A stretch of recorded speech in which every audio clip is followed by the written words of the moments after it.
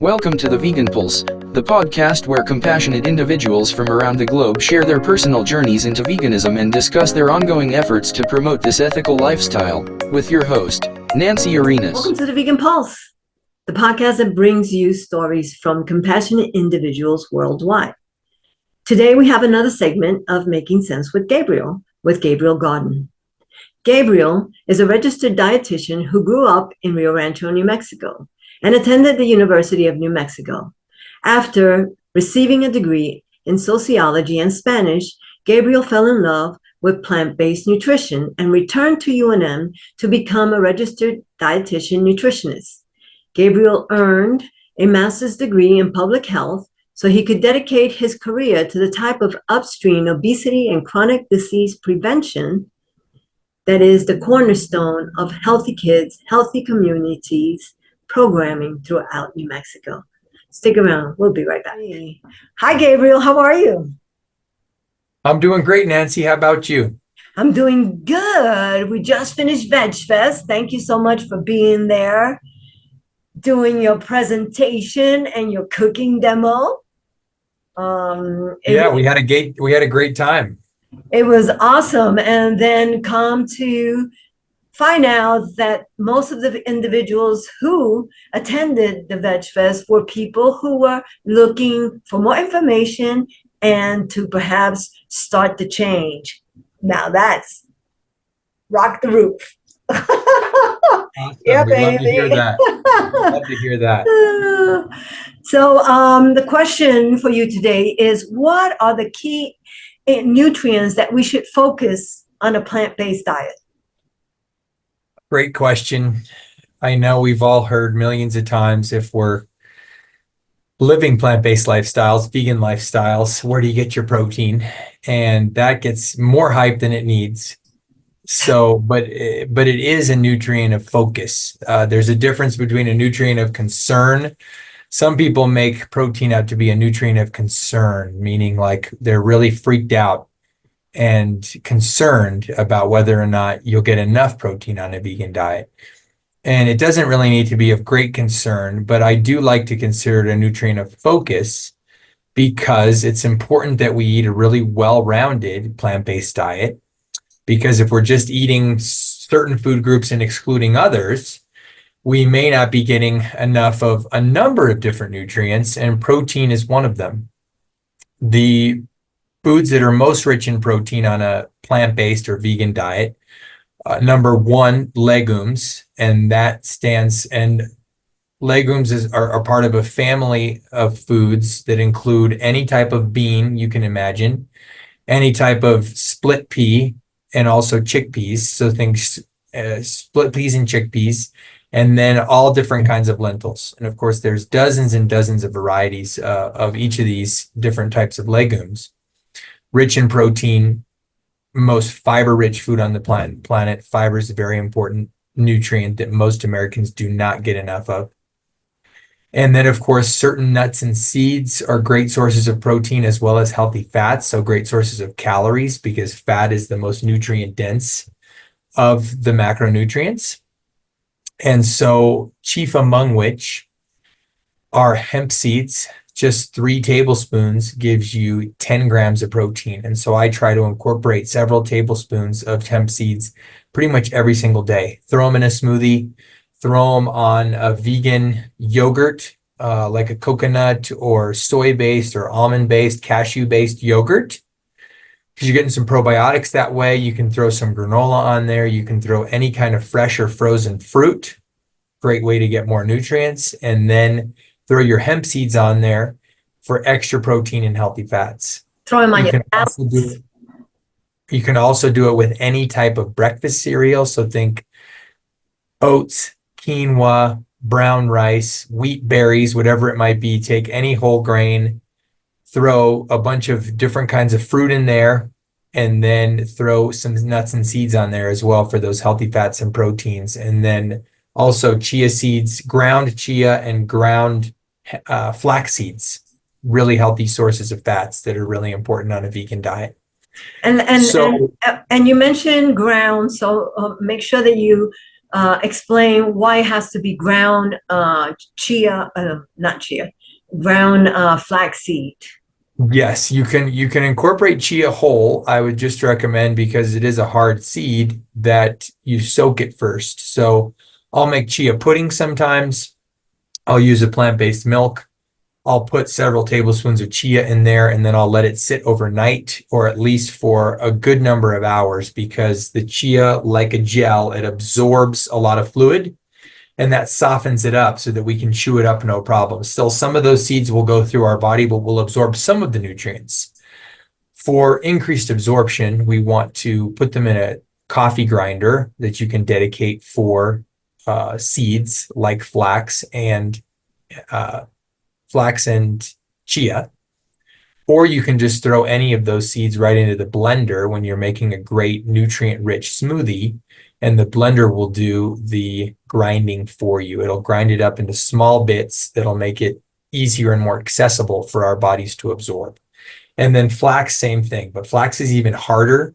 And so if we eat whole flax seeds, they're going to just act like a fiber, but they're just going to go right through our system, and we won't be able to absorb any of those nutrients. So we got to grind them down first into the really small little pieces that are going to unlock all the nutrients, the healthy fats, and the other compounds in flaxseed that are beneficial for our health. So that covers protein. We're going to get protein, though, in fruit and a variety of different vegetables. And so that's why I always harp on diversity and variety are key. We want to be eating a variety of legumes, which I've already talked about, nuts and seeds, other great sources of healthy fats and protein, whole intact grains. So again, quinoa, one of your highest protein grains, but you're going to get protein from all of the different grains. Just some of the other grains don't have quite as much as quinoa has. But again, we want diversity. Don't just concentrate on quinoa, because it's rich in protein. You'll be missing out on other key nutrients that you're going to find in other grains. It's all about the diversity. And then your fruits, your vegetables, your mushrooms, which are the fungus, all these different things have bits of protein in them. And so when they add up over the course of a day, you'll be making sure that you get enough. And then for some folks, specifically folks who are older, because older folks don't often eat as much because they don't have as much of an appetite. Also, our nutrient absorption goes down, generally speaking, as we age. And so for older adults, it's a good idea to think about a protein supplement where you'll just take a scoop of, vegan protein powder and add it to your smoothie, for instance, is a great way to get a little bit of extra protein each day. You can get like 20 grams of protein in a scoop, and that'll just make sure you're getting enough.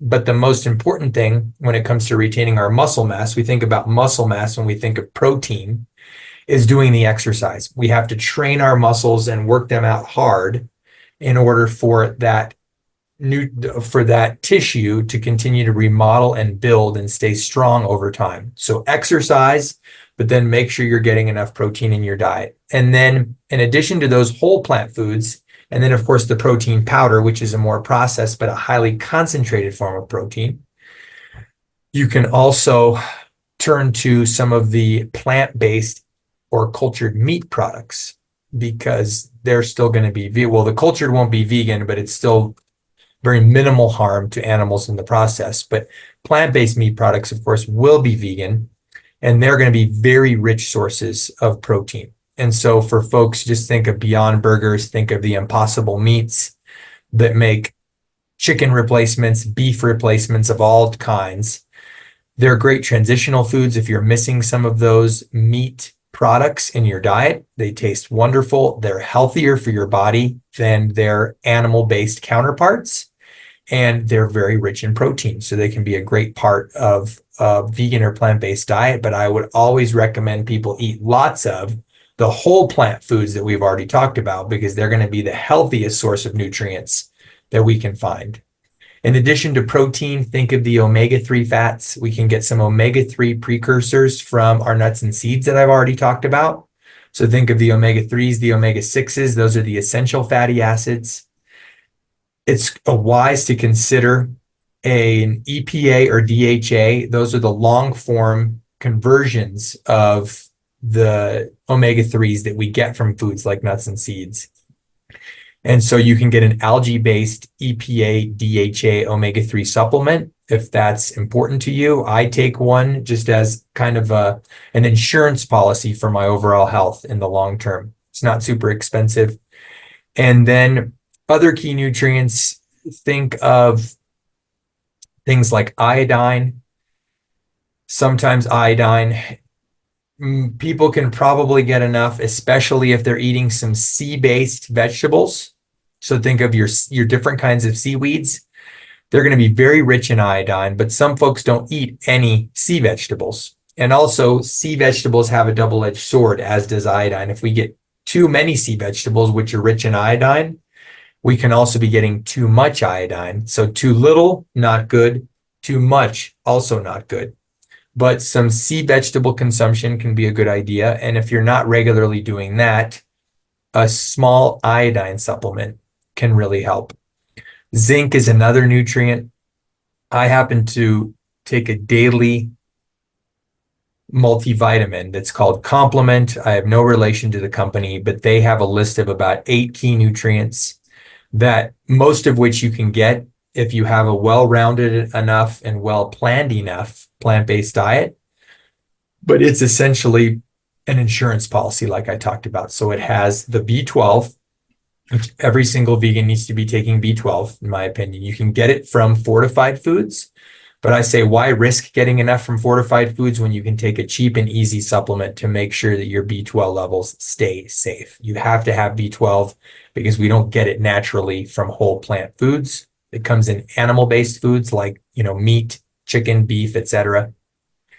And then the DHA and EPA that I talked about, the zinc, the selenium or other nutrients, the iodine, and then of course, vitamin D3. D3, vitamin D is a really important nutrient. It's fortified in cow's milk for the folks who eat dairy products, but of course, I would recommend staying away from those for health, both human and then of course, planetary and the cow. And so to avoid harming cows and harming the planet through the production of dairy, we can get vitamin D3 through a simple supplement, right? Just get a vegan-based, plant-based D3 supplement and take that on a regular basis because vitamin D3 is a key nutrient that many Americans, vegans and omnivores included, are low in. And so I would recommend that everybody be on a vitamin D3 supplement. And that covers most of it, Like I say, it's great to have a little insurance policy with a multivitamin-like complement. And there's another company out of Australia, I can't remember their name, that make a similar, it's called like the Essential Aid or something like that. And it has just some key nutrients that without a well-planned enough vegan diet, there's a probability that you may be low in them. And so it's taking out an insurance policy and making sure you get enough of everything. But I would recommend for sure, at the very least, B12 and D3 for all vegans. And then some of those others that I mentioned you can get with food. You just have to make sure to think about it and regularly incorporate foods that are great sources of iodine, the omega-3 fats, selenium, zinc, etc. And that's about it. Oh, that's great. Oh, just one more thing. I did try, you demonstrated some smoothies at the Red and Green Veg Fest, and boy, were they delicious. And you had added, was it black bean to one of them? I did, because beans, I mentioned beans right at the outset of today's podcast being a great source of protein. And so for a protein powder free, to make it more whole food plant-based, less processed, one of the shakes or one of the smoothies had a vegan protein powder. But then in the second one, to avoid the use of protein powders and keep it very whole food plant-based, I used black beans because they mix pretty well with cacao or cocoa powder to make black bean brownies. And then as well, in a smoothie, the black beans go pretty well with the cocoa powder, and then of course some type of sweetener. I used, again, in place of using sugar or maple syrup, something that's a more highly concentrated and a version of a sweetener that doesn't have any fiber in it. I used whole dates. because dates are going to be a healthier version of a sweetener because it's a whole food. So it still has the fiber and the other nutrients that we lose when we process things and end up with these concentrated sweeteners. And so dates to sweeten, banana, some greens like spinach, because dark leafy greens, we all need more dark leafy greens in our diet for better health. And it was a great way to throw beans, which many people don't eat enough of. They're one of the healthiest foods on the planet. Just another great way to incorporate beans so we can eat, and in this case, drink more of them in the form of an easy smoothie. And it tasted wonderful. It didn't taste like you were having a black bean drink. Yeah. For those who might think, very oh, appetizing. black bean in a smoothie, it wasn't that way. Yes, it can be super tasty. Just add the banana, the dates, a little bit of plant-based milk. You can add a little bit of another sweetener if the dates don't do it for you, a little maple syrup, something like that. Or you can even have date sugar. Date sugar is just dried and ground up dates. So you still have the whole dates there, but it's just another form of a sweetener that you can use in plant-based cooking. And you throw it all together and it makes a delicious smoothie that just makes it easy to get more greens, more beans, and more nuts and seeds, because I threw a little bit of cashew butter in there for some healthy fats, or a little bit more rich flavor and texture. And then, of course, the hemp seeds and the flaxseed that I mentioned earlier, made sure to get those in there because smoothies are great ways to get those healthy seeds into our daily routine. Well, thank you, Gabriel, for another wonderful Making Sense with Gabriel segment. Till next time. You're welcome. Happy to be here. Thank you for joining us on Vegan Pulse, where we've shared remarkable journeys and ongoing efforts of compassionate individuals worldwide. These stories inspire and empower, urging you to embrace a vegan lifestyle and contribute to a more compassionate, sustainable world. Remember, your choices matter, and together we propel the vegan movement forward. Keep advocating, making a positive impact, and pulsing with compassion. Until next time.